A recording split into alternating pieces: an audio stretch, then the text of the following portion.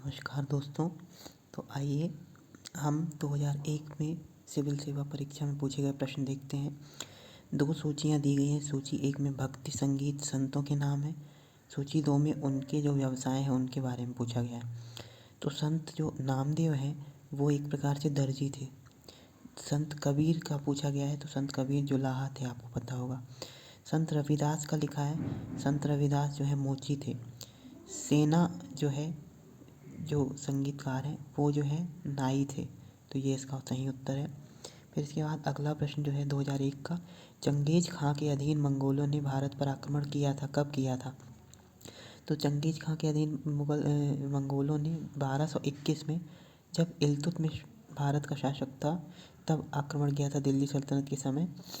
पर इल्तुतमिश वो पूरे भारत में अंदर नहीं घुस पाए थे, सिंधु नदी के पास ही रह गए थे, क्योंकि इल्तुतमिश ने जो है वो ख्वारिज्म के जो राजकुमार है उसको, जलालुद्दीन मकबरनी को भारत में शरण देने से इनकार कर दिया था।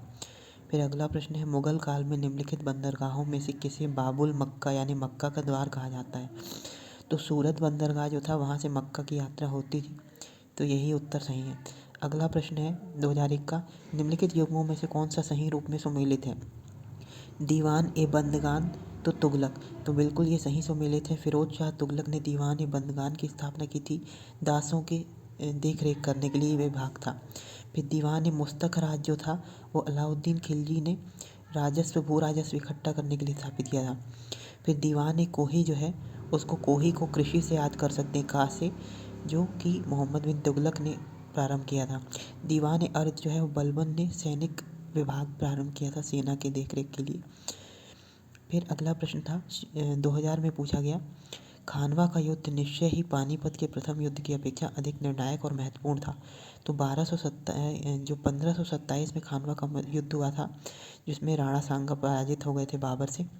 इसका कारण लिखा है कि राजपूत वीर राणा सांगा निश्चय ही इब्राहिम लोदी की अपेक्षा अधिक दुर्जय शत्रु था।